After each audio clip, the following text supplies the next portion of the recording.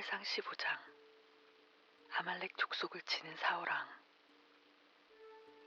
하루는 사무엘이 사울왕을 찾아와서 이렇게 말하였다. 내가 전에 그대에게 기름을 부어 이스라엘의 왕으로 세운 것은 여호와께서 나에게 부탁하신 일이었소. 그러므로 그대는 이제 여호와께서 전하는 말씀을 잘 듣고 그 명령에 순종하시오. 온 세상의 주인이신 이스라엘의 하나님께서 그대에게 이런 명령을 내리셨소. 내가 애굽에서 내 백성 이스라엘을 해방시켜 데리고 올라올 때에 아말렉 족속이 내 백성의 길을 막으며 괴롭혔던 일을 내가 분명하게 기억하고 있다. 아말렉 족속이 누구냐? 그들은 에서의 후손이 아니냐?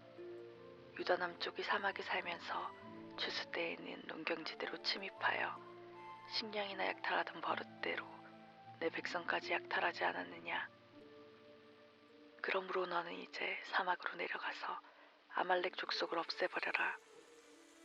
사람만이 아니라 그들에게 딸린 것까지 모두 없애버려라. 남자와 여자, 어린아이와 젖먹이, 소와 양, 낙타와 나귀를 가릴 것 없이 죽이되 어느 것 하나라도 아끼거나 사정보지 말고 모두 죽여버려라 하고 말씀하셨습니다. 사울이 즉시 온 나라에 징집명령을 내리고 유다 최남단에 있는 들라임으로 군인들을 집결시켰다. 사울이 거기서 군인들을 점검해 보니 보병이 20만 명이요 유다에서 온 군인도 1만 명이나 되었다. 사울은 그들을 거느리고 아말렉 족속의 수도를 향하여 진군하였다. 그리고 물이 마른 개울 골짜기에 군인들을 매복시켜놓고 공격 준비를 하였다. 겐 족속을 살린 사울. 그 사이에 사울은 겐 족속에게 전가를 보냈다. 너희는 그 성읍에서 즉시 떠나 아말렉 족속에게서 빠져나오라. 그렇지 않으면 그들과 함께 몰살당할 것이다. 그러나 우리는 너희를 죽일 수가 없다. 너희는 아말렉 족속과 피를 나눈 미디안의 유목민이기는 하지만 모세의 장인과 같은 족속인데다가 우리가 애굽에서 올라올 때에 우리에게 친절히 대해 주었기 때문이다. 그래서 겐 사람들은 아말렉 족속의 성읍에서 떠나 멀리 다른 족속의 땅으로 피난하였다. 아각 왕과 짐승을 살린 사울. 사울이 공격을 개시하여 하윌라 지역에서부터 애굽의 국경선에 있는 술 지역에 이르기까지의 아말렉 족속을 전멸시켰다. 사울은 그들을 모조리 칼로 쳐 죽였으나 사로잡은 아말렉 족속의 왕 아각은 그대로 살려두었고 이스라엘 군인들도 양떼와 소떼 중에서 가장 기름진 짐승을 골라내어 남겨두었으며 어린 양들 중에서도 가장 좋은 것은 아깝게 여겨서 남겨두었다. 그들은 오직 여위고 보잘것없는 짐승만 쳐 죽였다. 여호와께 버림받은 사울. 여호와께서 사무엘에게 이렇게 말씀하셨다. 내가 사울을 왕으로 세웠으나 후회스럽다. 그가 내게서 떠나고 내 명령을 지키지 않기 때문이다. 사무엘은 큰 충격을 받았다. 그는 여호와의 마음을 바꾸어 보려고 밤새도록 부르짖으며 기도하였다. 다음날 아침 일찍 사무엘은 사울을 만나려고 길을 나섰다. 그런데 어떤 사람이 그에게 사울은 유다 남부에 있는 갈멜 성읍에다 자기의 승전비를 세운 후에 길갈 성소로 내려갔습니다 하고 말해주었다. 사무엘이 길갈로 가자 사울이 그를 맞으며 이렇게 인사하였다. 잘 오셨습니다. 저는 여호와의 명령대로 하였습니다. 그러자 사무엘은 이렇게 물었다. 그런데 내 귀에 들려오는 저 양떼와 소떼의 울음소리는 무엇이오? 사울이 변명하였다. 그것은 우리 군인들이 이끌고 온 것입니다. 그들은 당신의 하나님 여호와께 제물을 바치기 위하여 저렇게 가장 좋은 양과 소만 골라서 끌고 왔습니다. 그러나 나머지는 우리가 모조리 쳐 죽였습니다. 사무엘이 사울을 책망하였다. 그만 변명하시고 지난밤에 여호와께서 내게 말씀하신 것을 들어보시오. 사울이 물었다. 무슨 말씀입니까? 사무엘이 입을 열었다. 당신은 지금 이스라엘 모든 지파의 수령이요. 당신은 자신이 왕이 되기에 부족하다고 생각하였지만 여호와께서 당신을 이스라엘의 왕으로 세우셨소. 여호와께서는 당신을 왕으로 세운 뒤 당신을 아말렉 족속에게 보내면서 너는 그들과 싸워 전멸시켜라. 가서 싸우되 그들을 하나도 남기지 말고 모조리 없애버려라. 그들은 내 백성을 괴롭힘으로써 나를 모욕한 자들이니 사람이나 짐승을 가리지 말고 몰살시켜라 하고 명령하셨소. 그런데 왕께서 어찌하여 여호와의 말씀에 귀 기울이지 않고 약탈하는 데에만 급급하여 그분의 마음에 들지 않는 일을 저질렀소. 그러나 사울은 여전히 변명하였다. 나는 분명히 여호와의 말씀대로 하였습니다. 나는 여호와께서 내게 명령하신 대로 가서 아말렉 족속과 싸웠으며 그들을 전멸시켰습니다. 더구나 그들의 왕까지 사로잡아 이곳으로 끌고 왔습니다. 오직 우리 군인들이 양떼와 소떼 중에서 가장 좋은 놈들을 살려두기는 하였지만 그것은 순전히 여기 길갈의 성소에서 하나님 여호와께 제물로 바치기 위한 것이었습니다. 그런데도 사무엘이 또다시 사울을 책망하였다. 여호와께서 무엇을 더 좋게 보실지 스스로 판단해 보시오. 자신의 명령에 따르는 것보다 번제물이나 화목제물을 더 좋게 생각하실 것 같소. 똑똑히 들으시오. 당신이 여호와의 말씀을 듣고 순종하면 그보다 더 좋은 제물이 없을 것이오. 여호와의 말씀을 거역하는 것은 점쟁이의 속임수와 같고 여호와의 말씀보다 자기의 고집을 내세우는 것은 우상 숭배와 같은 죄악이오. 이제 당신은 여호와의 명령을 저버린 것 같이 여호와께서 당신을 저버릴 것이오. 당신은 이제 더 이상 하나님의 백성을 다스리는 왕이 될 수 없소. 용서받지 못한 사울. 사울이 자기의 죄를 시인하였다. 내가 죄를 지었습니다. 내가 여호와의 명령을 어기고 당신의 지시를 따르지 못하였습니다. 나는 우리 군인들이 두려워서 그들이 하자는 대로 하였습니다. 그러나 제발 나의 허물을 용서해 주시고 우리가 함께 제물을 바치도록 나를 데리고 성소로 들어가 주십시오. 그러나 사무엘은 거절하였다. 나는 당신과 함께 여호와 앞으로 나갈 수가 없소. 당신이 여호와의 명령을 저버렸기 때문에 여호와께서도 그대를 이스라엘 왕의 자리에서 저버리셨소. 그대는 더 이상 이스라엘의 왕이 될 수 없소. 사무엘과 사울의 결별. 그러고 나서 사무엘이 즉각 거기서 떠나려고 몸을 돌이키자 사울이 그의 옷자락을 어찌나 꼭 잡았던지 옷이 찢어졌다. 그러자 사무엘이 이렇게 말하였다. 당신이 내 옷자락에서 한 조각을 찢어낸 것처럼 여호와께서도 오늘 당신에게서 이스라엘 나라를 다스리는 왕의 직분을 찢어내어 당신보다 더 자격 있는 다른 사람에게 주셨소. 이스라엘을 보호하신 하나님은 능력이 많으셔서 거짓말도 하지 않으시고 한번 판결을 내리시면 번복하지도 않소. 그분은 사람처럼 변덕을 부리거나 자기의 판단을 뒤엎는 분이 아니오. 그러자 사울이 이렇게 간청하였다. 나는 죄를 지었습니다. 그러나 우리의 군인들과 이 백성의 장로들 앞에서는 나를 왕으로 대접해 주시어 내가 당신의 하나님 여호와께 제물을 드릴 수 있도록 나와 함께 성소로 올라가 주십시오. 사무엘이 마음을 돌이켜 사울을 데리고 성소로 올라가자 그가 여호와께 제물을 바쳤다. 아각을 처형한 사무엘. 사무엘이 길갈 성소에서 사울에게 명령하였다. 아말렉 족속의 왕 아각을 내게로 끌어오너라. 아각은 이제야 죽음의 괴로움에서 벗어났구나 하고 좋아하면서 사무엘 앞으로 걸어왔다. 그러나 사무엘은 그에게 사형을 선고하였다. 내 칼이 문 여인들을 자식 없는 슬픔으로 몰아넣었으니 이제는 내 어미도 자식 없는 쓰라림을 당할 것이다. 사무엘은 이렇게 외치면서 길갈 성소의 제단 앞에서 아각을 토막내어 죽였다.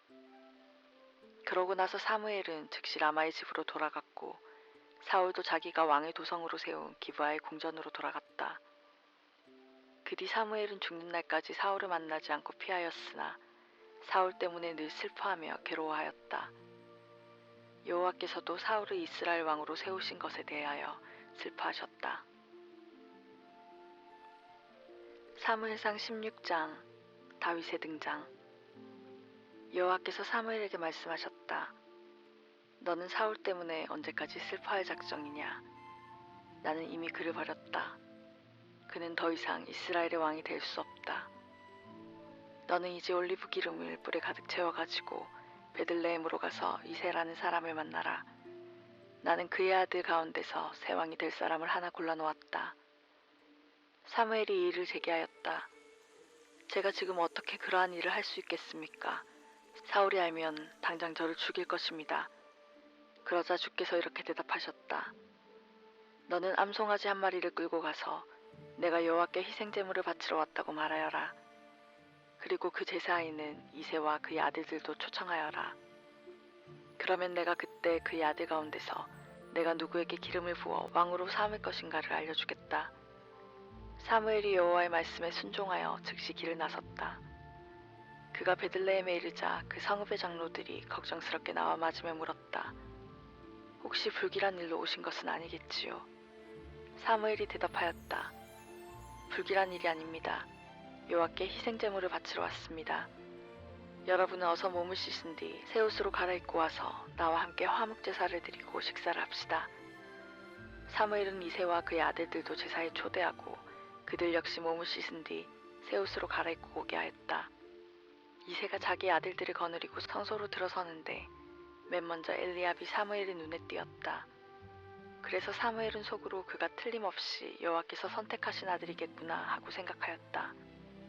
그러나 여호와께서는 사무엘에게 이와 같이 말씀하셨다. 너는 그의 용모가 특출하고 키가 큰 것만을 가지고 판단하지 말아라. 내가 이미 그를 버렸다. 사람은 눈에 뜨이는 외모를 보지만 나는 사람의 마음속을 들여다본다 하고 말씀하셨다. 다음으로 이새는 아비나답을 불러 사무엘 앞으로 지나가게 하셨다. 그러자 사무엘은 이렇게 대답하였다. 이 아들도 주께서 뽑으신 사람이 아니오 하고 대답하였다. 그 다음에는 이새가 산마를 불러 그의 앞으로 지나가게 하였으나 사무엘은 이 아들도 여호와께서 뽑으신 사람이 아니오 하고 말하였다. 그렇게 이새가 자기 7 아들을 모두 사무엘 앞으로 지나가게 하였으나 사무엘은 매번 이 아들은 여호와께서 뽑으신 아들이 아니오 하는 것이었다. 그러더니 사무엘이 이새에게 물었다. 그대 아들은 7분이요? 이새가 대답하였다. 막내 아들이 아직 남았는데 그 아이는 지금 들에서 양떼를 지키고 있습니다. 사무엘이 이새에게 명하였다. 어서 그 아들을 데려오시오. 그가 오기 전에는 우리가 화목제물을 나누어 먹지 않겠소. 이새가 사람을 보내어 막내 아들 데려왔다. 그는 눈에 총기가 있고 힘도 세 보이는 혈색 좋은 청년이었다. 여호와께서 사무엘에게 말씀하셨다. 그가 바로 내가 택한 사람이니 그에게 기름을 부어라. 그래서 사무엘이 가져온 뿔에서 올리브 기름을 다윗에게 붓고 그의 형들이 보는 앞에서 그를 왕으로 삼았다. 그 순간에 여호와의 성령께서 다윗을 사로잡고 그 이후로는 그에게서 떠나지 않고 함께 계셨다. 사무엘은 라마의 집으로 돌아갔다. 사울을 섬기게 된 다윗. 이제 여호와께서는 사울에게서 성령을 거두어 가시고 그 대신 악령을 그에게 보내어 자주 그를 괴롭히도록 하셨다. 그러자 사울의 신하들이 이렇게 말하였다. 임금께서도 잘 아시는 바와 같이 지금 임금님을 괴롭히는 것은 악한 영입니다. 이런 때는 수금 소리가 좋으니 저희가 수금 잘 타는 사람을 찾아보는 것이 좋지 않겠습니까? 명령만 내려주십시오. 그러면 악한 영이 와서 괴롭힐 때 수금을 타도록 하시고 그 소리를 들으시면 기분이 좋아지실 것입니다. 사울이 대답하였다. 좋은 생각이요. 수금 잘 타는 사람을 하나 구해서 데려오시오. 그러자 젊은 신하들 중에서 한 사람이 이렇게 아뢰었다. 제가 그런 사람을 압니다. 베들레헴에 사는 이새의 아들인데 수금을 잘 탑니다. 그는 좋은 집안에 태어난 용감한 청년입니다. 그는 시간과 장소에 따라 적절하게 말도 잘하고 용모도 잘생겼습니다. 한마디로 그는 여호와께서 함께 하시는 사람입니다. 그러자 사울이 이새에게 신하를 보내어 부디 그대의 아들 다윗을 양떼를 지키는 들녘에 두지 말고 왕궁으로 보내주시오 하고 전하게 하였다. 이새는 즉시 나귀를 끌어다가 떡과 포도주 한 가죽 부대와 순염소 새끼 한 마리를 등에 실은 뒤 다윗이 그 나귀를 직접 끌고 가도록 하였다. 이렇게 해서 다윗은 왕궁으로 들어와 사울을 섬기게 되었다. 왕은 즉시 그를 좋아하게 되어서 다윗을 자신의 경호원으로 삼았다. 사울은 다윗의 아버지 이새에게 사람을 보내어 다윗은 내 마음에 들기도 하지만 내게 꼭 필요한 사람이요. 그가 계속 나를 보좌하도록 허락해 주시오 하고 청하였다. 그리하여 왕궁에 머물게 된 다윗은 약한 영이 사울에게 덮칠 때마다 수금을 탔다. 그러면 사울의 답답한 마음이 가벼워지고 악한 영도 그에게서 떠나갔다. 사무엘상 17장. 다윗과 골리앗. 블레셋 족속들이 자기의 전병력을 유다 지파의 소고 지역에 집결시켰다. 그리고 그들은 소고와 아세사 사이에 있는 에베스 담민 근처에 진을 쳤다. 사울도 이스라엘 군인들을 집결시켜 베들레헴 서쪽 20km 지점에 있는 느티나무 골짜기에 진을 쳤다. 이스라엘이 느티나무 골짜기의 언덕으로 올라가 싸울 준비를 하자 블레셋 군인들도 골짜기 건너편의 언덕으로 올라와 대치하였다. 이때 블레셋 진영에서 어떤 용사가 홀로 이스라엘 진영을 향하여 걸어나왔다. 그의 이름은 골리앗인데 블레셋 족속의 도성 가드에서 태어난 사람이었다. 그의 키는 6규빗하고도 한 뼘이 더 컸는데 거의 3m에 가까운 키였다. 그는 순전히 노수로 만든 투구와 비늘 갑옷과 각반으로 무장을 하였는데 그가 입은 갑옷의 무게만도 5,000세겔로서 60kg에 가까운 것이었다. 그의 등에는 노수로 만든 투창이 꽂혀 있었고 손에는 자루가 배틀의 용두머리만큼 굵은 창이 들려 있었는데 그 창날은 600세겔이나 되는 새로 만들어져 있었다. 그것은 7kg에 가까운 무게였다. 그리고 그의 앞에는 호위병 한 사람이 큰 방패를 들고 걸어나왔다. 이렇게 무장한 골리앗이 블레셋 진영에서 나와서서 이스라엘 진영을 향하여 소리쳤다. 너희가 군대를 거느리고 나오면 어쩌겠다는 거냐? 나는 블레셋 족속의 장수요. 너희는 사울의 종들이 아니냐? 너희들 중에 나와 싸울 만한 사람을 한 명만 골라서 내게로 보내라. 그가 능히 싸워서 나를 쳐 죽인다면 우리가 모두 종이 되어 너희를 섬기겠다. 그러나 만일 내가 승리하여 그를 쳐 죽인다면 너희가 모두 종이 되어 우리를 섬겨야 할 것이다. 이스라엘 편에서 아무런 대답도 없자 그 블레셋 사람이 또 한 번 소리쳤다. 이스라엘 족속들아, 내 말이 들리지 않느냐? 어서 나와 싸울 자를 내보내라. 사울과 이스라엘 사람들은 이 말을 듣고 모두 놀라서 몹시 떨기만 하였다. 겁이 없는 다윗. 당시 유다 베들레헴의 변두리 마을 에브라세는 이세라는 사람이 살고 있었는데 그는 너무 늙어서 군대에도 나갈 수 없었다. 그는 아들 8을 두었는데 그 막내 아들이 바로 다윗이었다. 큰 아들들은 이미 셋이나 사울을 따라 싸움터에 나가 있었는데 맏아들 엘리압과 둘째 아들 아비나답과 셋째 아들 삼마였다.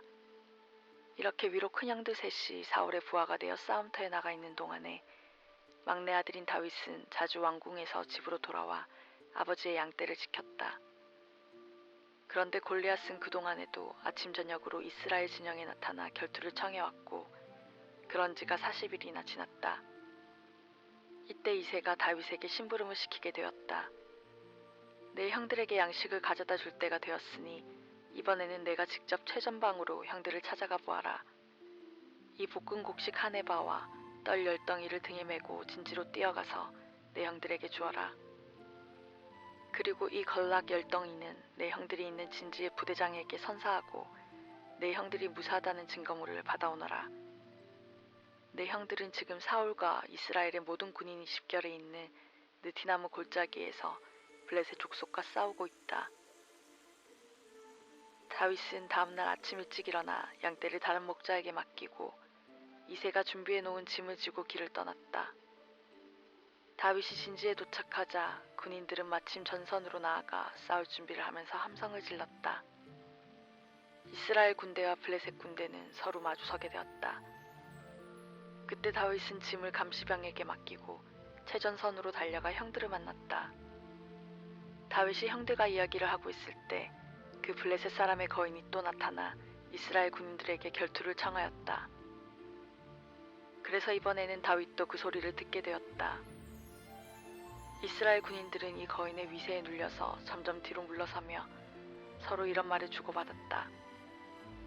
방금 소리쳤던 그 거인을 잘 보았나?